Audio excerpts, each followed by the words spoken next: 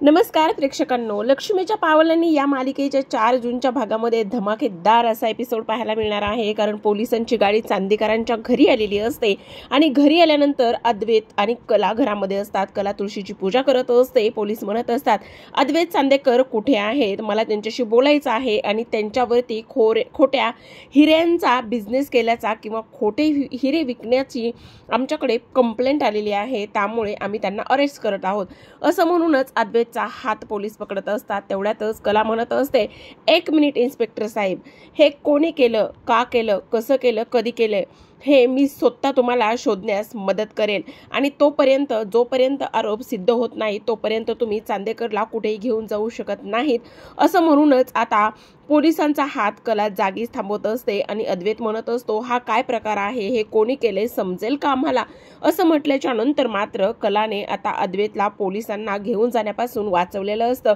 तिचा रोख जो आहे तो पूर्णतः इकडे राहुलकडे असतो आणि ती म्हणत असते, ह्या सर्व प्रकरणामध्ये खरा सूत्रधार कोण आहे, खरं कोणी केलेलं आहे हे सर्व काही शोधण्यासाठी मी स्वतः तुम्हाला मदत करण्यासाठी इन्स्पेक्टर साहेब तयार आहे। त्यामुळे तुम्ही अजिबात काळजी करू नका आणि त्याचबरोबर नव्या जोमाने आपण कोणी हे सर्व काही केलेलं आहे ते आपण शोधण्यासाठी तयार राहूया। तर प्रेक्षकांनो, आता खूपच धमाकेदार असा ट्विस्ट इथे आपल्याला पाहायला मिळणार आहे आणि तो म्हणजेच की राहुलची आता हकलपट्टी लवकरच घरातून आणि त्याचबरोबर चांदेकर ज्वेलर्स मधून सुद्धा होताना आपल्याला दिसणार आहे। इथे मात्र अद्वैतने हे सर्व पाहिल्याच्या नंतर त्याला खूप छान वाटत असतं।